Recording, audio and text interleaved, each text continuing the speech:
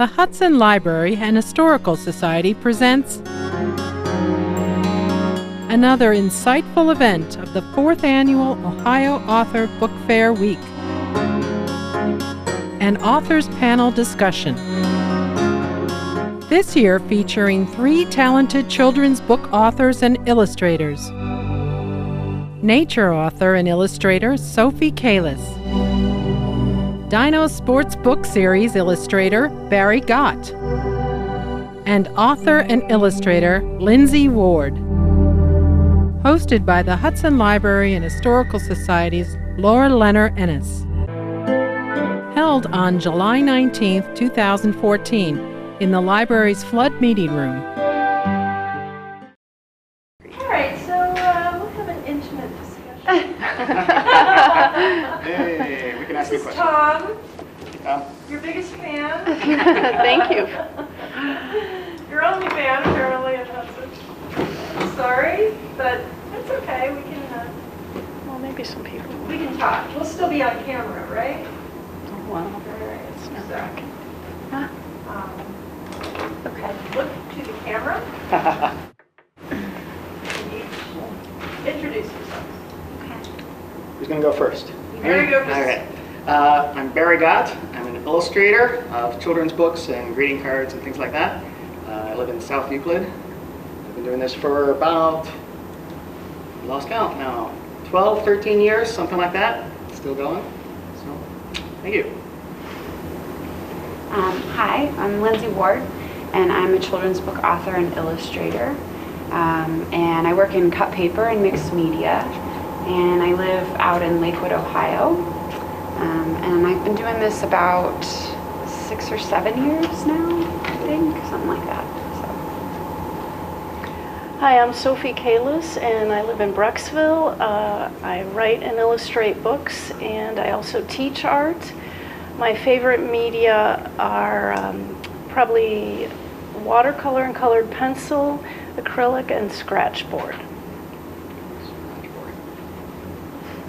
All right, let's start with Sophie. You say you also teach art. Tell us about that. Okay. I teach at the Brecksville Center for the Arts in Brecksville, and I teach all ages, so it keeps it interesting, from preschoolers to adults.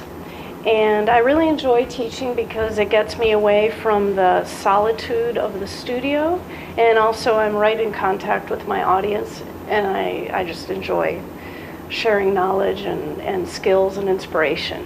And I teach a variety of classes in addition to the different ages. I teach drawing and painting.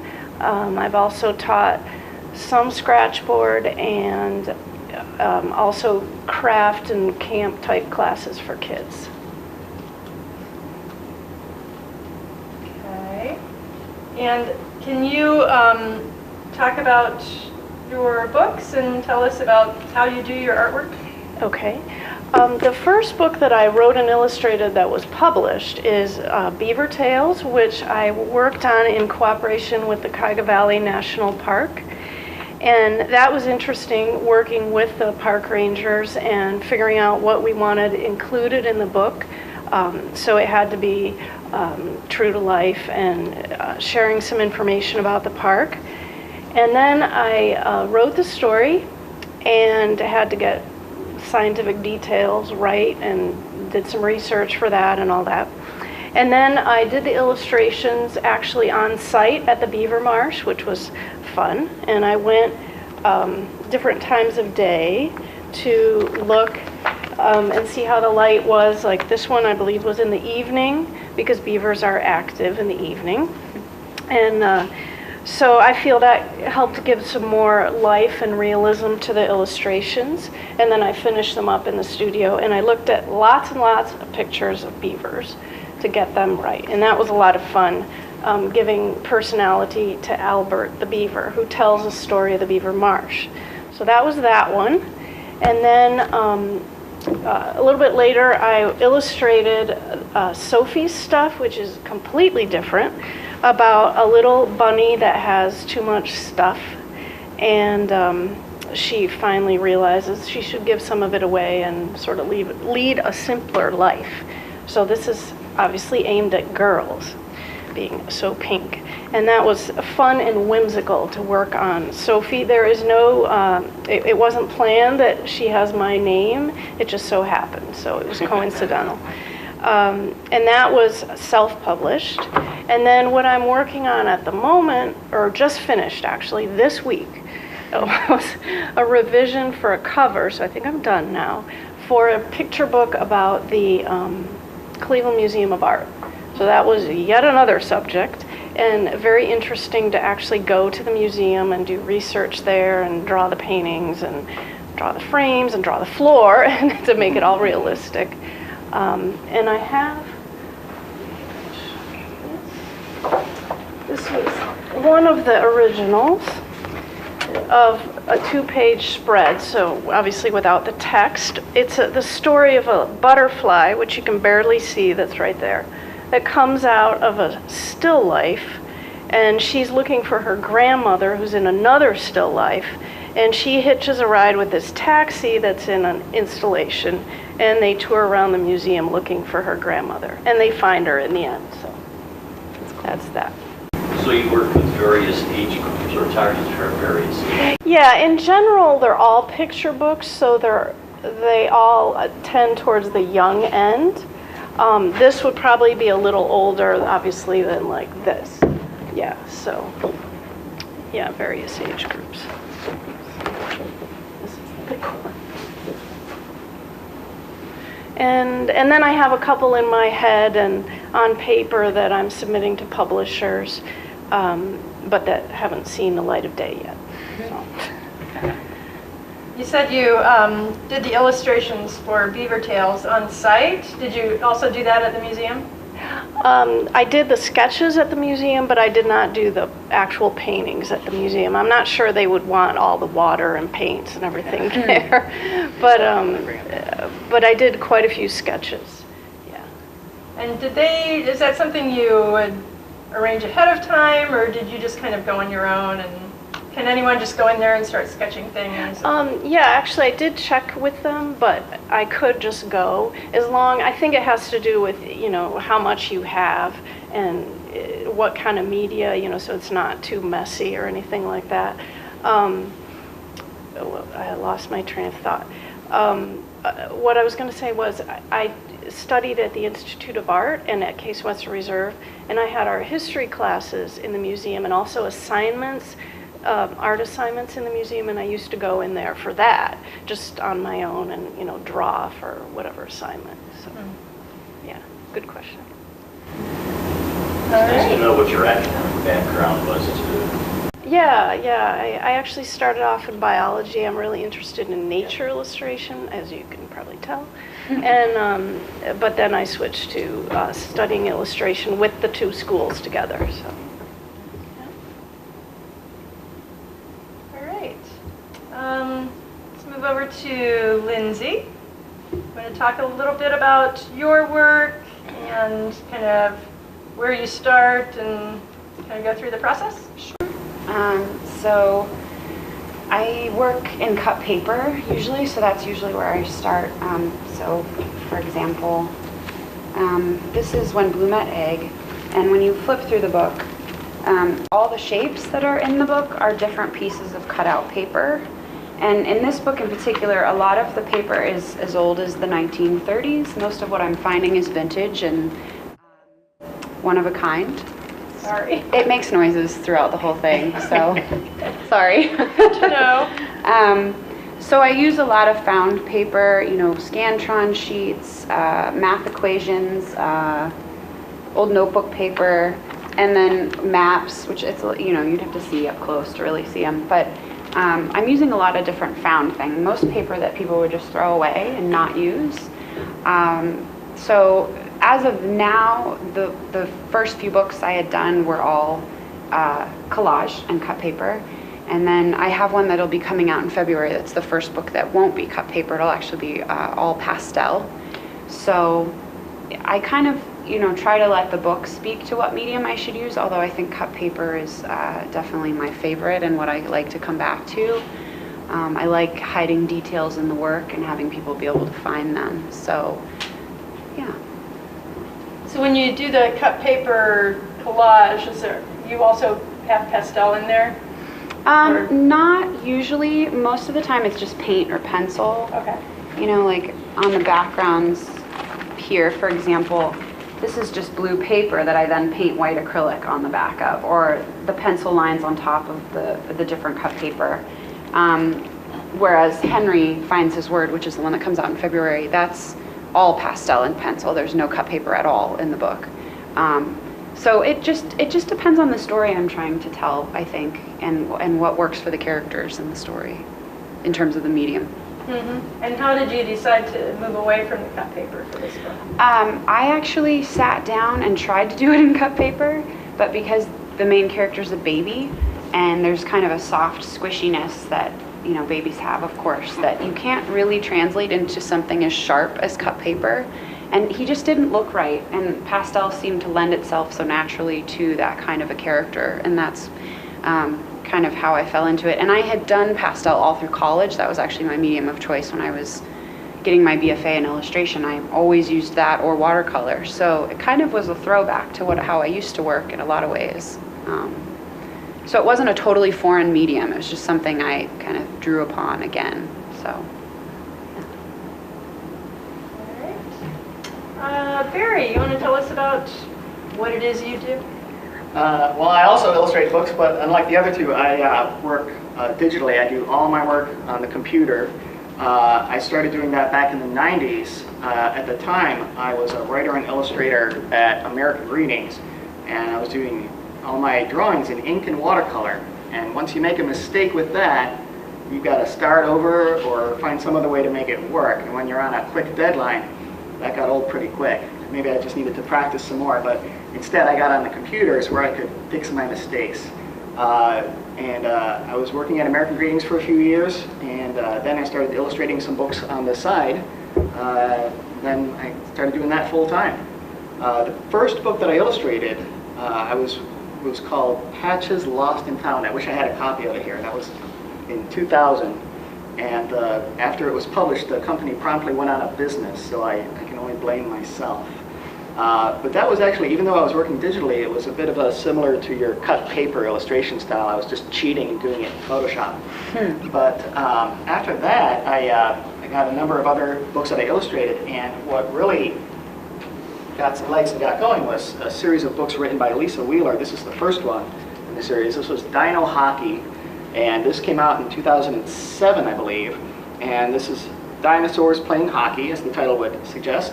It's the meat-eating dinosaurs versus the plant-eating dinosaurs.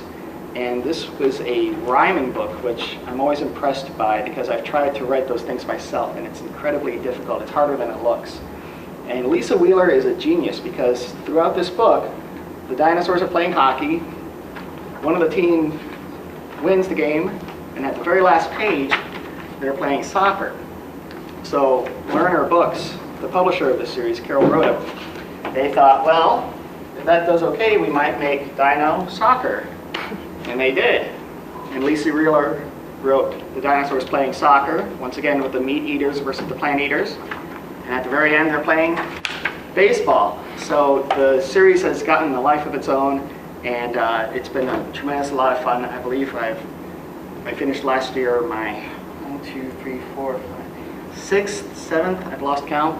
And I'm waiting for the manuscript for the next one that I'll be working on that'll be coming out in fall of 2015. And I'm having a lot of fun with them. So that one's a dino book also? Yeah, I've been illustrating a few other things, but over the years I keep coming back to the dinosaurs. And even when I'm getting books that are not in the series, very often they're also dinosaurs. This was a collection of poems that I illustrated that was edited by Lee Bennett Hopkins, and they're all poems by different authors, but they're all dinosaur poems. So I'm trying not to get pigeonholed too much as the dinosaur guy, but I do enjoy drawing them.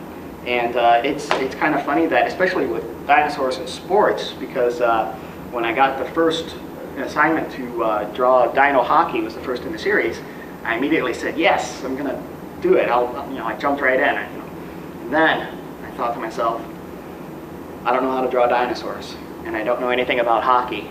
sports or anything like that. So I had to do some research in a hurry. I had to do quite a bit of practicing and learning before it was time to really sit down and do the sketches for the book. Now, how does that happen? How were you chosen to do something like that? Do you work through an agent? It's different for different people. I have an agent in New York who markets my work to publishers and other art buyers. So she was in contact with them and made the case on my behalf. But other people also just work directly with the publisher without an agent.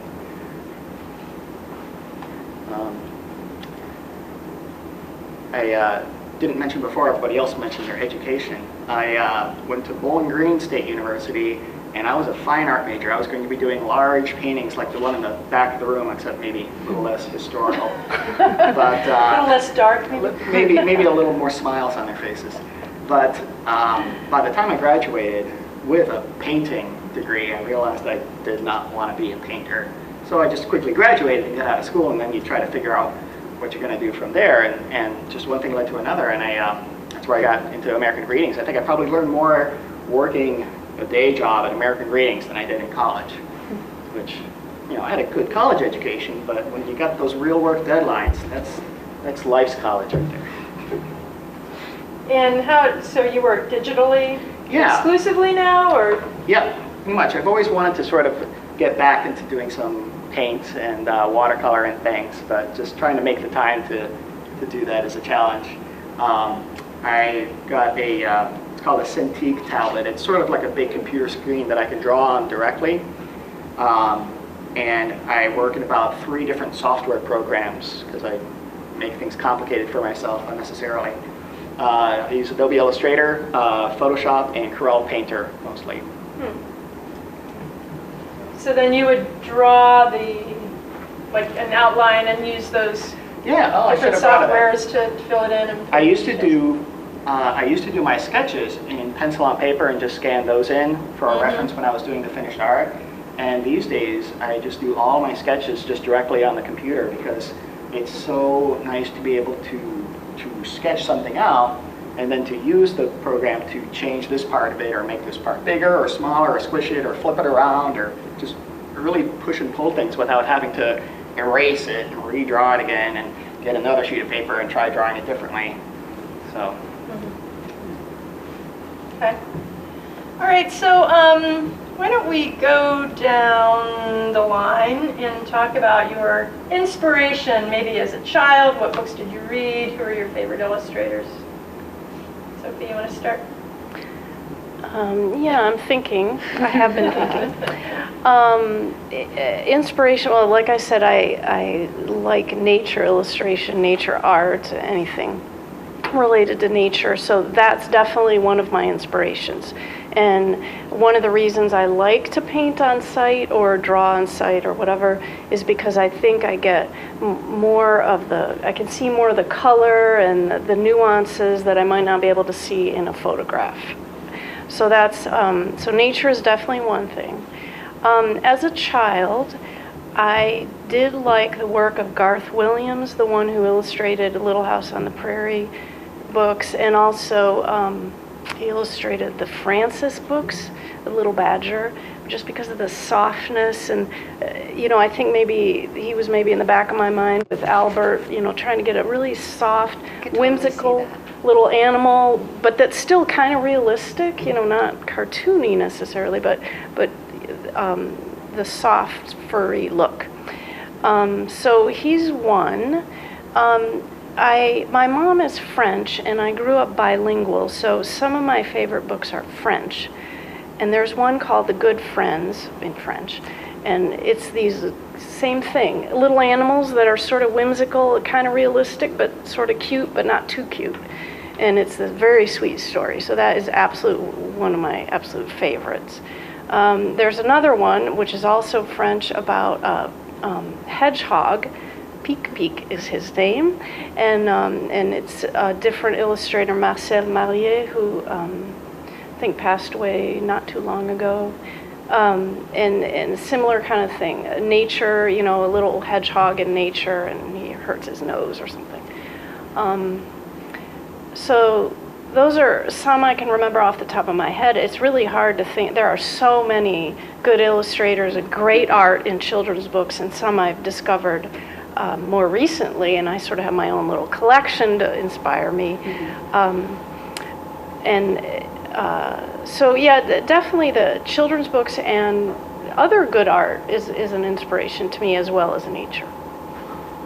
What current artist would you say you really look forward to seeing their new work? Let's see. Well, besides Lindsay and Barry. I was just going to say, I'm really looking forward to see Lindsay's work in pastel. I love pastel.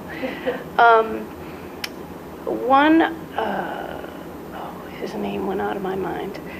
One who is not totally current, but more current is Barbara Cooney. I think she has passed away. I love her work, both for the color and the design. I believe it's done in acrylic. Who's the one that illustrated Moses? Grant. Yeah.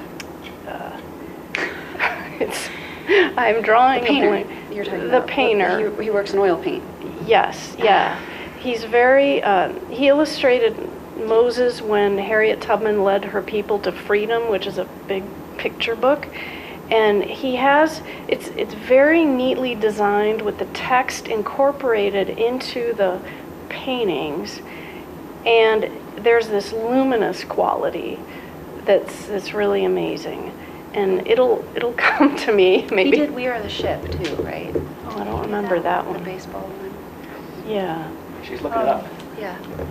Who's If it's who I think it is. Who's the? You said Moses. Moses when Harriet Tubman led her people to freedom, I think it was. It's There it is. Yeah, there it is. Earl Boston. Kadir Nelson. Kadir that's Nelson. it. Yes. Kadir Nelson. Thank Yeah. you. How do we not think of that? All blank. Yeah. Yeah, he is. I think he's one of the only people who actually works in oil too, which is unheard of for illustration. Yeah, and that would be so time consuming. Yeah. Yeah, he to is do. amazing. So, Okay. Lindsay, same question? let's see. I think as far as influences on my work, Mary Blair is probably my favorite illustrator. Most people actually know her work but don't know that they know her work. She did all the original storyboards for Alice in Wonderland and Cinderella that then Disney-fied. But the original layouts, and she did my favorite picture book called I Can Fly with Ruth Krauss, which is no longer in print, unfortunately.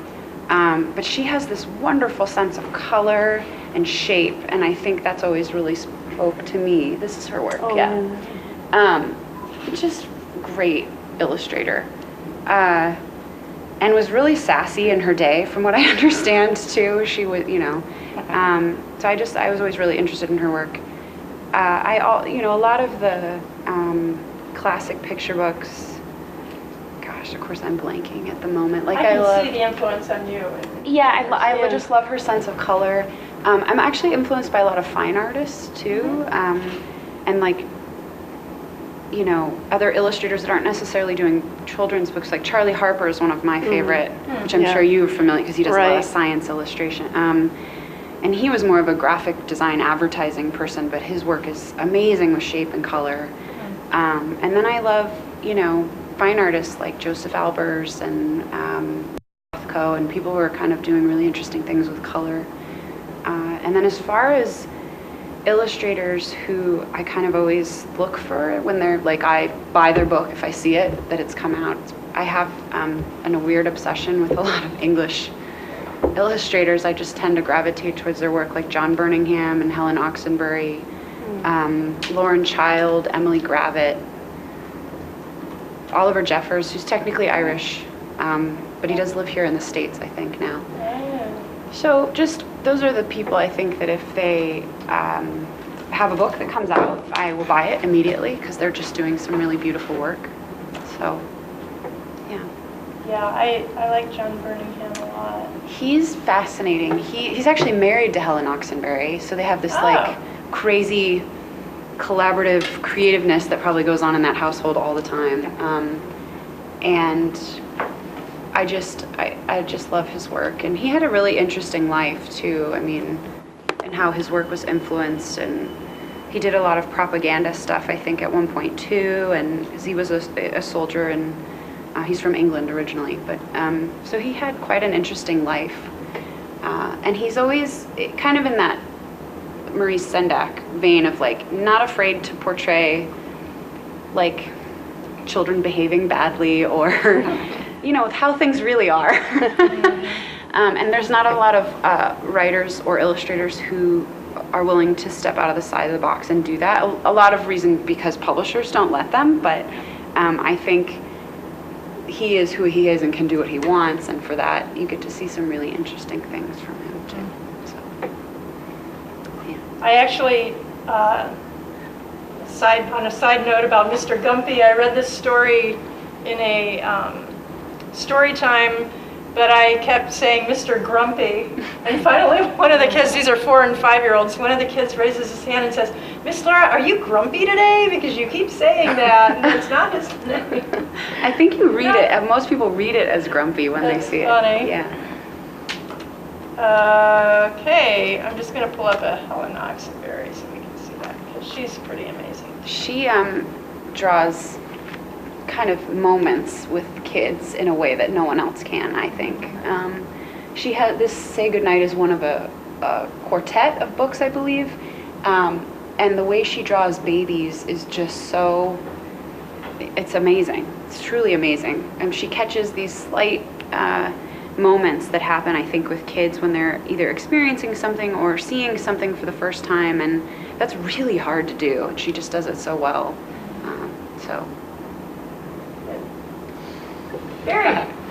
Well, I've been sitting here thinking about children's books when I was a kid, and there's not really a single book or an author or illustrator that comes to mind, but because I was rough on my books. I read them over and over again, and at my elementary school, one of the things that they did was every few months they had a book exchange where the kids could bring in books. If you brought in 12 books, you could pick out 12 books from books that other kids brought in, which is a great idea for just getting books in the kids' hands. So I would bring in all my books, and I'd get a whole bunch of new books that were dog-eared by other kids, and I'd read through those, and the next time I'd bring those in and get even more books. So it was just sort of this constant thing of children's books coming in. And you know, nothing is really, I don't think I held on to any one of them for long enough to become a cherished classic for me, but it was volume, definitely. But as far as inspiration and influence, the things that really come to mind are when Saturday at 7 p.m. rolled around, it was time for the Muppet Show. And I was all about that when I was from the earliest on, when it first came out. And I loved all of that. And so that was an influence. But also, when I was young, I wanted to be a newspaper cartoonist. I wanted to draw comic strips like Bill Watterson and you know, Charles Schultz. I wanted to draw those things back, you know, before I knew what newspapers were going to go through their struggles. But that was what I was originally going to do when I grew up. So it's a bit similar to this, but I think especially those cartoonists of the 80s had a big influence on me, especially Bill Watterson. And it's funny, you know, I ended up working so much more without line work, with color and volume, but the sense of motion, especially that Bill Watterson had with his work, and just arranging the space is something that I just tried to absorb as much as I can. And you know, I mentioned to Lindsay earlier, it's like I've been illustrating this series of dinosaurs since 2007, and while I've gotten to do some other things, and actually maybe you can pull up on the screen, I also illustrate a number of things for Highlights magazine, and I usually have the freedom to just draw very different styles, because if I'm illustrating a dinosaur book series, I won't be able to suddenly draw them differently when book 7 rolls around from books 1 through 5. But for some of these other smaller illustrations, I had the chance to do some different styles. She's loading up. This is an illustration that I just did recently in, I think actually the current issue of Highlights magazine. she's trying to, it's a long web address because it's going to go to the specific page. This was an illustration for a poem about trying to remember things, and it's very much like my own life because I'm constantly forgetting things. But there we go. Wow, that is really different. So yeah, as you can see, that's really different from the dinosaurs because I'm still doing it digitally, but I'm trying to capture a lot of, I never want my work that I do digitally to really look digital because I love, like I say in the newspaper comics, the ink drawings. I love watercolor. You can see that. When it's done, yeah. So, but I also like being able to change things and fix my mistakes and so forth. So I'm hoping, especially once the dinosaurs are finally finished, then I can move on to some other things too. Hoping to do some more things a little more in this vein. Thank you. Do you ever think about graphic novels? It's kind of a hybrid between the picture books and comic strips. Actually, yeah. I've got 2 or 3 ideas. One in particular that's starting to take form, and it's a different creative process trying to write. For years, I would try to write picture books, and I never really got anywhere with them. And I figured out for myself, I was getting really hung up in the sort of narrator voice, the once upon a time, the third person voice of just sort of when you're first trying out to do picture books. And not every picture book has that kind of voice. But once I started trying to think about ideas where it's just the characters interacting with each other and it's just dialogue, the format of graphic novels immediately sprang to mind. Especially for me, I'm hoping to do some books that are sort of graphic novels for younger readers. I'm not really interested in the real action comics and the manga and the things like that. I'm really hoping to do some graphic novel type books that are for kids that are still at this type of level of reading. So we shall see. Great. All right, any questions from the audience? Well, actually, I'm a follower of Margaret Weiss Brown, so that ages me. But I always was intrigued, and I only get the thrown away library copies of her books because of the quality from the 1950s and 60s, and so the quality of them. And I was always intrigued that she got to pick her artists and her illustrators.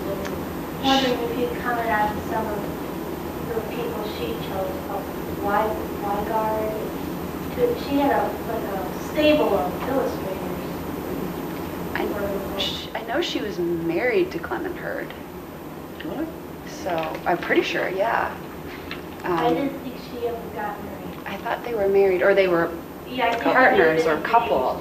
So she. I think when she died, she was. Yeah, I thought they were a couple. And she was really notorious for jumping from house to house, which pissed off a lot of publishers. Oh, is that why she had different illustrators? Yeah, she had a lot of different illustrators. There's a great book called Dear Genius that's about Ursula Nordstrom, who was a really famous editor at Harper.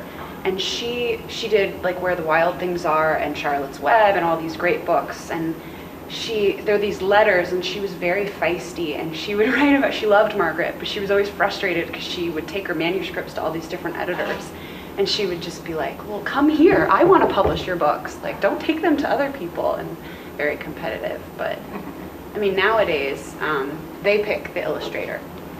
You actually have no say. Yeah. So it's kind of funny how that works out. You actually never talk to each other most of the time. It's a totally separate. I mean, Barry could probably speak to that. Yeah.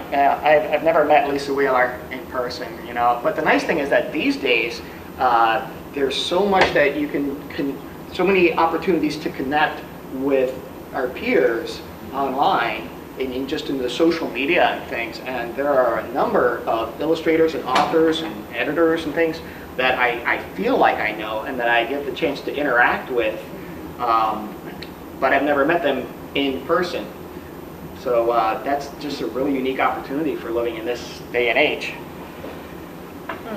So how does it work? You get a manuscript, just that I assume is just text. And how do you decide, okay, these are going to be dinosaurs, or these are going to be rabbits, or they're going to be actual people? And does the author have any input in that? Do you There's just a kind lot of hints in the text itself, but a lot of times you're just reading the manuscript, and every once in a blue moon, for me, there'll be a note from the author or sometimes the editor with a suggestion about how the visual aspect of that scene would work out as a suggestion. Usually it's how it's phrased. But usually when you're just reading the manuscript, especially when you're rereading, you get the manuscript and you read it over and over again, you're just internalizing it as much as you can. And you just start seeing it in your head. And that any publisher and author who is remotely professional knows that it's a collaborative process between them and myself, and that I'm bringing what I bring to it, and we mix it all together and bounce things back and forth.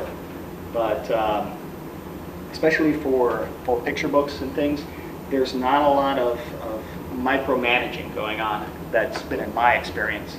For illustrations that are done for the educational market, for classroom materials or things like that, that's the opposite, where there'll be a very specific instruction about this many children and this type of breakdown and one in a wheelchair and this thing, and it's within a 1-inch space. So that's when you gotta break out the monocle just to see what you're drawing. My experience has been a little bit different because I actually did work with the authors closely, and that's probably because one was self-published and one is kind of a smaller publishing run. And I can agree with Barry's comment about, in this day and age with media and email and all that, you can, I really got to know the authors that live in different states, and we really worked closely together, and they were great to work with. And in both cases, they had kind of divided the text down into page breaks, and so that part was more or less decided for me. But then I had to work out the design and the layout of every page and all that sort of thing. Then I had to do everything, which was kind of fun, figuring out where the page breaks should be at logical places, and so as not to have too much text on one-page spread, and where the change of subject would happen, or there was some kind of suspense or motion in the story. So that's kind of how I worked out that one and figured out a storyboard, and then worked on some basic sketches. And Lindsay, you've done both as well, illustrated for other people and done written my in. own.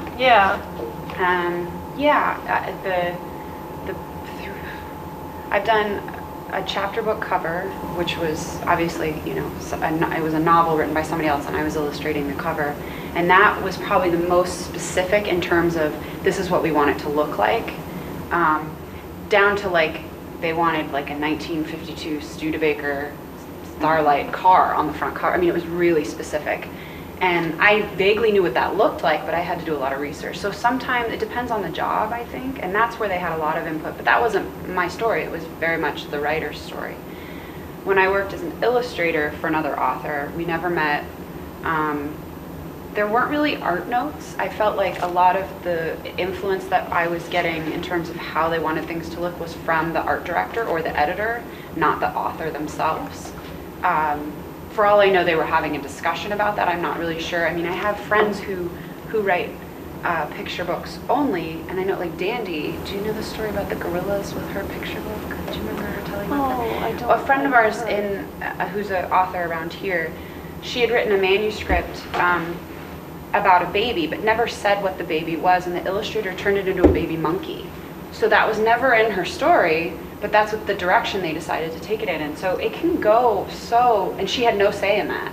So she gets the illustration, she was like, it's a monkey. So it's sort of Was she happy about a it? rock video. Yeah. Sometimes you get the song and somebody visualizes what it Right, might be. right. Yeah, and then you see the video and you're like, what? That is not what she was fine with it. I think she ended up being good with it, but it varies. And then of course, if it, when I've done it and it's mine and or my writing, my illustrations, then I have full say in everything. I honestly think it's a lot harder in our business to be an author only in picture books, because I don't think you get nearly as much say as the illustrator does in terms of what it looks like. And I think that there's a division of that for good reason, in that writers know about writing, illustrators know about the artwork, and once you start micromanaging each other, it doesn't usually end well, or it doesn't work. So yeah. I think that's why publishers have an editor and an art director as kind of the mediaries between the two. So. Your story about Dandy and the monkey reminded me, a few years ago I illustrated this book by Cynthia Latique Smith. I can never pronounce her name correctly. This was Holler Loudly, and it's sort of a Texas tall tale about a boy who's exceptionally loud. And I only realized, I illustrated this book, the setting of this book with Holler Loudly, set in about the 1920s or 30s, like in a panhandle small town. And it only occurred to me after it was published that there was actually nothing in the text that said that that's when the book took place. It was just something that, just when I was reading it, I automatically inferred. And that's what you saw. It's just sort of what I saw, and it didn't occur to me that I could have illustrated it as a modern town. It just, in my mind, it wouldn't have fit right.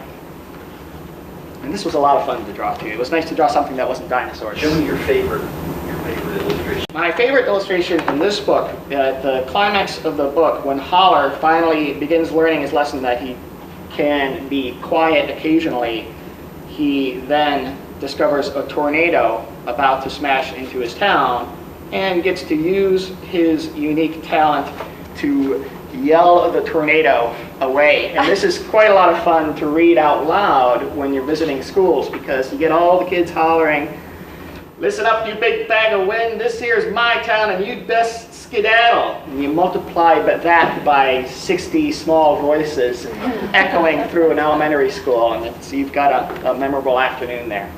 So that was a lot of fun to do. This one is actually just sadly out of print now, but it talks with a startup company, I think, that is that publishes orphan books that gives them a new lease on life. So I hope to have that work out. Wow. I'm not familiar with that one, but it sounds great for a story time. Oh yeah, it's great for story time. I think what you said too about how you brought in this time period that wasn't even in the text, I think that's a really good example, illustration, no pun intended, if you will, on what our job actually is to bring in a secondary meaning or reading between the lines, if you will, that isn't there. And I think a perfect picture book marriages those two things together really well. And you know, that's when you can see it should be seamless. You know, it should feel like one whole piece at the end. And I just think that's a really good example of that. It is. And even I think if you're an author or an illustrator or both, I think you need just more pairs of eyes and more people when you're in the process of creating it, especially peers who can critique you and bounce ideas off of it. Because if you're just working just in your own head, and it's sort of like you get disoriented. You don't know up from down, and you need people to sound things off of if you're going to really make progress with it. And it's interesting too with illustration, you know, the picture is worth 1,000 words. It's like for an illustration you almost need to know more than the text tells you. Like, you know, I was thinking when I was doing Beaver Tales, and it was tricky because it needed to be accurate. You know, I had to figure out what was the color of Albert's toenails. And, you know, I had to look that up. I can't find the illustration now. Oh, there he is. Yeah, and they're orange, actually. You know, but I had to figure out all these little details. And then one time I went to the beaver marsh, and I was trying to figure out what time of day the water lilies were open. And this was actually part of writing it, but, you know, what time of day would that be so that Albert could smell them, obviously, because they had to be open. And, you know, all these little things you just don't think of. There's just hundreds of things you have to check, but which makes it interesting as well. So. Challenging sometimes. Yeah. One of the books in the dinosaur series was Dino Football, and football as far as the other sports that I've illustrated, has larger teams than any of the other sports. There's 22 players on each team, and each one of these is a specific dinosaur that I've got to try at least to make it look like the species that it is. But with the other books, basketball or hockey, or things, Lisa writes these books. Some of the characters are the great big, the Brachiosaurus and the Diplodocus, these gigantic dinosaurs. And they're my favorite ones to draw. Like in the hockey book, I've got the great big Brontosaurus with the little bitty hockey stick, the same size as the other players. So little things like that make it a lot of fun. But for sports like football and baseball, Lisa Wheeler wrote some of these gigantic dinosaurs playing a certain position. And when I'm thinking about how I'm going to draw that, this great big dinosaur has got to be on this spot on the playing field with the other little guys around it. And I'm trying to think, how am I going to arrange this place? I can't just push him off to the side or make him peek him in from, he's got to be in that spot. And especially with dino football, I had to, especially to make sure that I got the players right and the action as it was being described there, because I knew if I got any of the sports stuff wrong, I'd hear it from the sports fans, and if I got any of the dinosaur stuff wrong, I'd hear it from the dinosaur fans. There's one little mistake in dino hockey. One of the little dinosaurs in the background, he's got the wrong colored helmet on. He's got the helmet for the other team. Little bitty thing, little bitty in the background. Lisa got an email about it from somebody yesterday. Like, this dinosaur in the background, his hat's the wrong color. Just thought you should know that. People love to tell you when you've made a mistake. I've had that happen. Oh, you try so It's so hard. frustrating. You're like, I know. Check these things. Art director checks these things. Yeah. What I need to do from now on is I need to run everything past my wife first. The most recent book out, I don't know if I have a copy, is Dino Wrestling. And I sent that off and got everything, and the actual book arrived at the house, and I was talking to my wife about thinking, I'm always nervous when the book comes because I'm going to be afraid that I find a mistake that I had missed before. Mm-hmm. And she's like, no, that's not going to happen. I'm a mistake. One of their, that's the cover of the book. In wrestling, the wrestlings, they wear those earpieces, and in one spread that they're wrestling, like Greco-Roman wrestling, and they've got those earpieces on in several spots. And then the next page, the finish of that match, sort of like that. And I forgot to draw their earpieces on. So they paused the game while you were turning the page, took off their earpieces, and then continued wrestling, is apparently what happened. I think for that reason, I've come to really appreciate, I work with a copy editor that's their job. They're like, it's like, where's Waldo? They just go through your book and find all the flaws.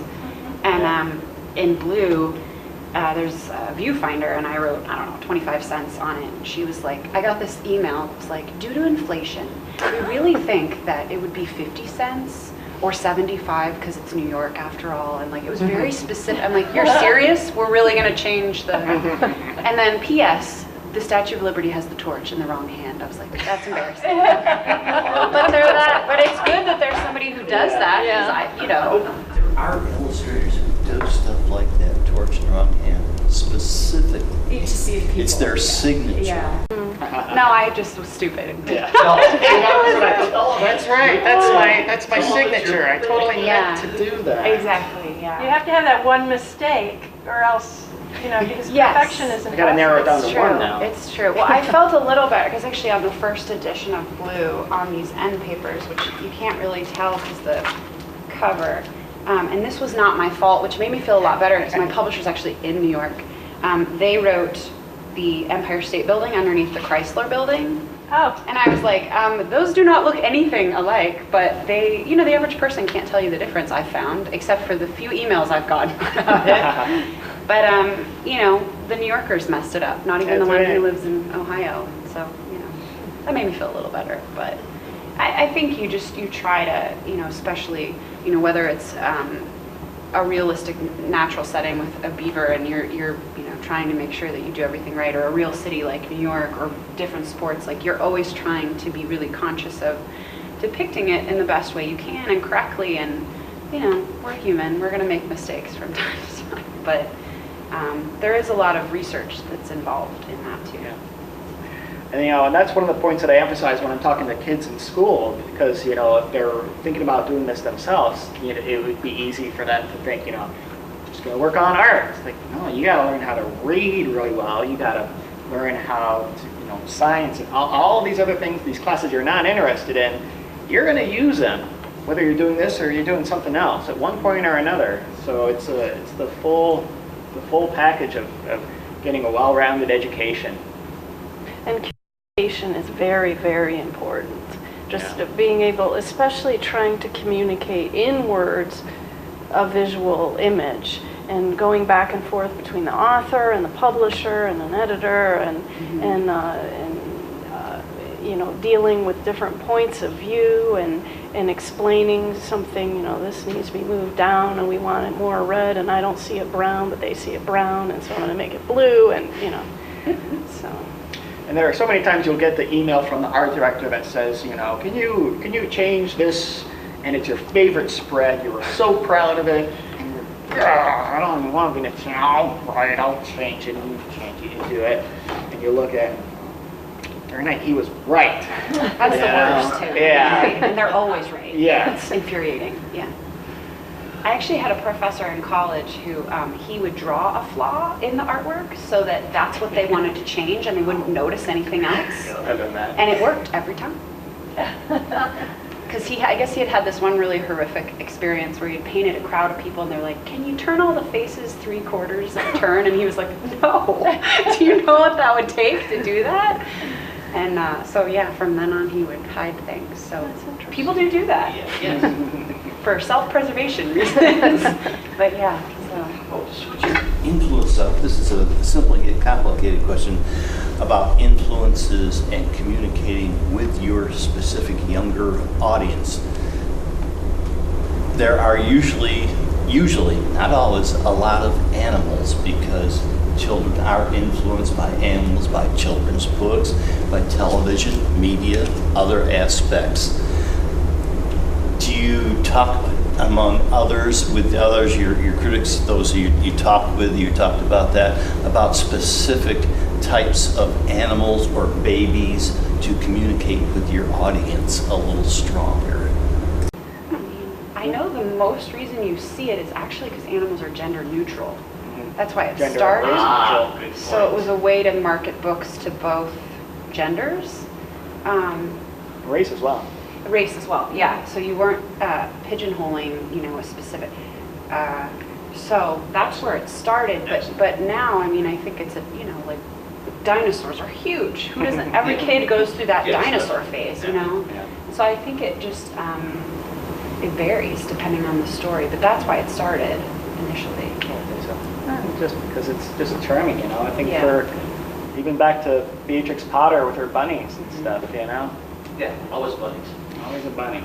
Bunnies. Yeah, I think there's something appealing about, soft, furry animal. There's the different, sort of boy, dynamic, strong appeal of dinosaurs, and then there's the little soft, furry things. And I think we did talk in Sophie's stuff about different animals, and we settled on bunnies. And I've drawn bunnies ever since I was like, 3 or something. So I was comfortable with that, but. Sometimes I sit and try to think of an animal protagonist character who hasn't been just done to death in picture books already. It's just like, bears? No. Cats? No. Well, it's hard. Giraffes? Maybe. I think Mo Willems, when he did the naked mole rat, was like the first person to ever be like, oh, nobody's ever done that before. So I think it's an endearing thing too. It's the idea of make-believe that, talking to a talking animal or so familiar. Magical, Yeah, maybe more approachable in a way. Yeah, or... I think you can get away with that in picture books or children's books in general, that you can't, if you read an adult book and there's a talking animal, you're like, whoa, what's going on here? I think, and kids make that leap of faith with you, which is kind of great, that a lot of adult readers don't, unless you're, speaking to like sci-fi or fantasy, like a specific genre within writing or something. I have one of the ones that's in my mind still is The Bird Who Lost His Song, about a Hawaiian bird, but this is the dummy. And so it's an animal too, but it was more of a challenge to try to illustrate expressions in a bird, you know, so, because their faces aren't so bendable. And so in addition to having like sort of a sad beak, mouth thing, a downturned kind of expression, I was trying to have the feathers droop and things like that to add to it. It's a challenge. Yeah. Is that sketched out? This is photocopies of sketches, pencil sketches, basically, all of different birds, and so this is what I would send to a publisher to submit. This and a few color samples and the text typed out in the right format. So. The industry lingo for what she has there is called a dummy, and I always wonder where that came from. Who's the first one that looked at this and said, "This is a dummy"? It's like, hey, you call it dummy. No, it's this. Kids always think that's so funny. They do. Yeah. That's one age group, I feel like. Yeah. Oh, it's a dummy. Yeah. So is it fun for you to visit schools and interact with the kids directly, stuff like yeah. that? Oh, definitely. Yeah. I would think that would be the best part of your job. It's the best part of my job as a librarian. Because we work so autonomously and you're kind of in a hole and hermity for most of the time. Yeah. It's really nice to interact with your readers in Especially a way. directly with the Yeah, kids. right. You know, Yeah. it's so easy when you're working by yourself to just be thinking of editors and art directors and authors and your peers and the work itself, and it's so easy to just forget about the kids who are reading this book and who are really enjoying it. And when you're surrounded by that, that kind of appreciation from So you're influenced by the group, the way they react. Yeah. Oh yeah. Like with your tornado. Yeah, and the last time I was at a school, one of the other schools, we were reading Dino Football, and there were these kindergarten boys all in the front row, and for every turn of the page and everything that happened, they'd be like, "Yes!" Like they were like watching, like they were really watching the game. Like, "Yes, score! All right!"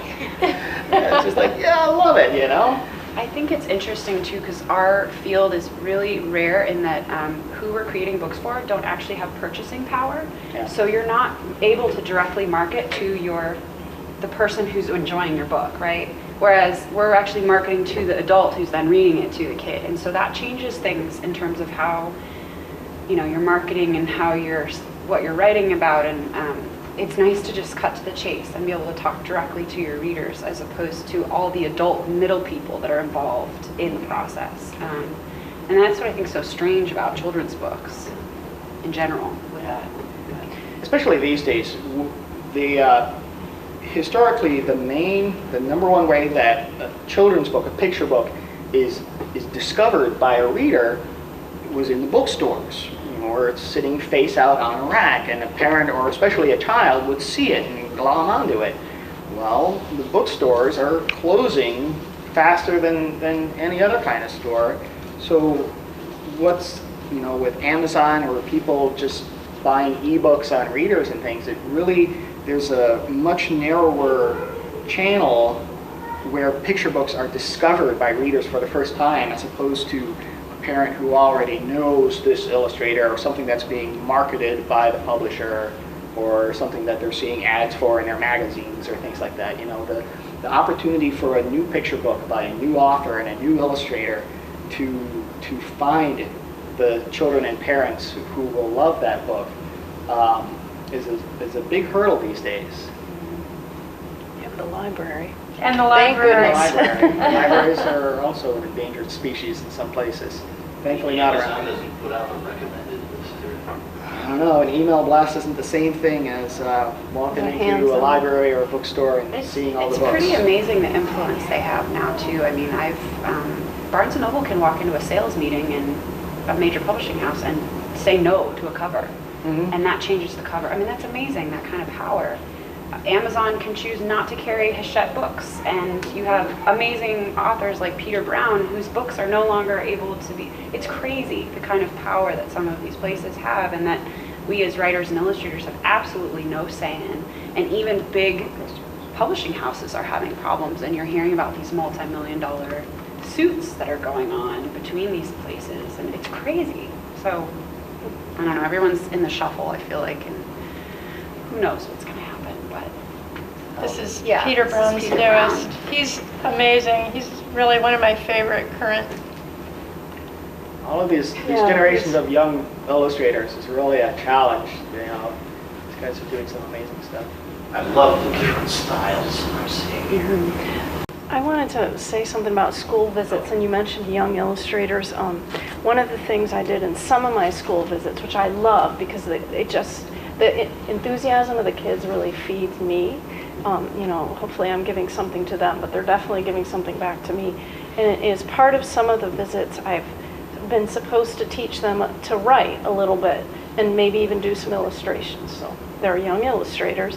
And so we just have a little time in the course of my session, and it's really neat to see the creative things they come up with. You know, I'll tell them to do a character that has to have a problem and in a setting, and what's your setting, and you know, it's often little animals or something, but it's very interesting and very creative, and just to see that is very rewarding.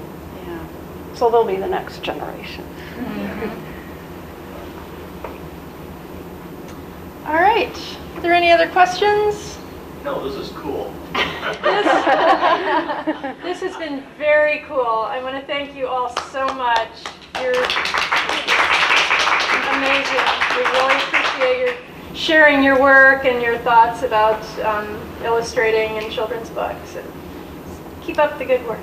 Thank you for very having us. much. Yeah, thanks for having us. Thanks to the management and staff of the Hudson Library and Historical Society for their assistance in the production of this program and for sponsoring the 4th Annual Ohio Authors Book Fair.